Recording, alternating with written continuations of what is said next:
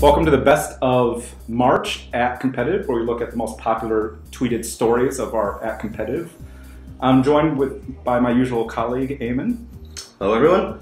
And this month is why storytelling is the ultimate weapon. And it might seem like a little bit like last month when we talked about why every marketer should be trained in journalism. The whole premise of this article is slightly different. It's almost as if why every marketer should be trained in psychology, because it talks about the science behind storytelling and why storytelling can be so persuasive and even change our behavior.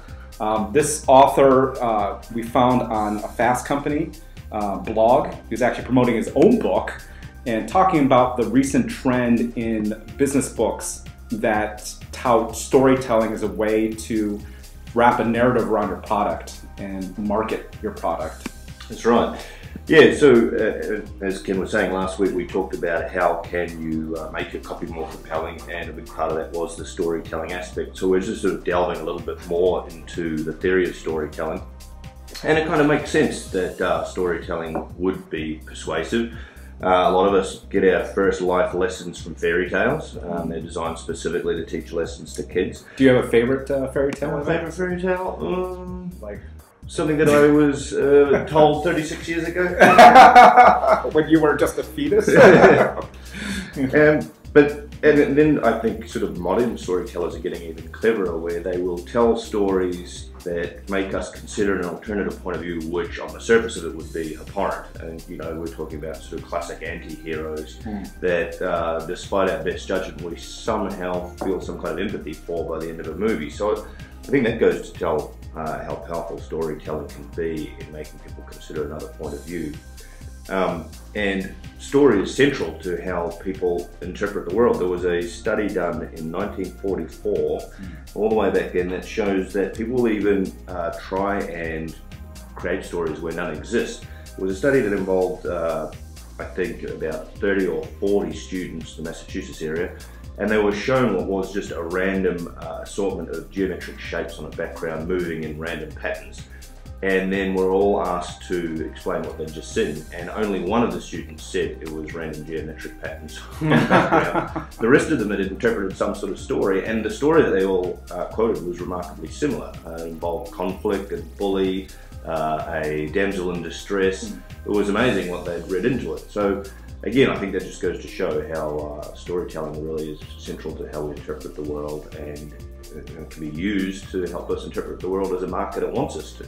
Well, that study that you refer to really shows that storytelling or interpreting meaning from, these were triangles and circles and rectangles, right, is really hardwired into the human brain. Ever since the dawn of time, we were on fires telling stories to each other. So how do we use this for marketing? What is the science behind it? Because we're responsible for marketing to scientists. Flip that around, what is the science behind marketing? In this case, storytelling. And the theory that this book talks about, actually the author's own book, The Storytelling Animal, refers to two psychologists who are spearheading the conversation about what's called transportation theory. And one interesting way of one marketer put it is that we're in the emotion transportation business, that we are connecting with people through their emotions, and that's why storytelling is so persuasive. So it's instructive, I think, to share a little bit about the theory of these two psychologists. Sure. And understand some things. I think one of the things is, and from a creative copywriting standpoint, you can tell me how much of this follows the rules of copywriting. They said before you even get into the story, you have to grab their attention. And that would seem like marketing copy, that's the first thing you would have to do. That would sound to me a lot like a headline. That's right. You've got to have a headline out there. You've got to have a hook in that first headline, or at least in the first paragraph, that's really going to bring someone into the story for whatever reason. It might be intrigue or relevance or the promise of an easier way to run a Western plot, as the case may be. Well, and then you mentioned earlier in this conversation how the anti-hero and presenting another point of view, and sometimes stories can convince you of that type of narrative. And that's what stories can do. Even if it's false, stories can be that can be the sugar that allows the medicine to go down. Now, what we want to tell is the truth, but it's interesting that stories are so powerful that they can even prevent somebody from detecting what this author calls a false note.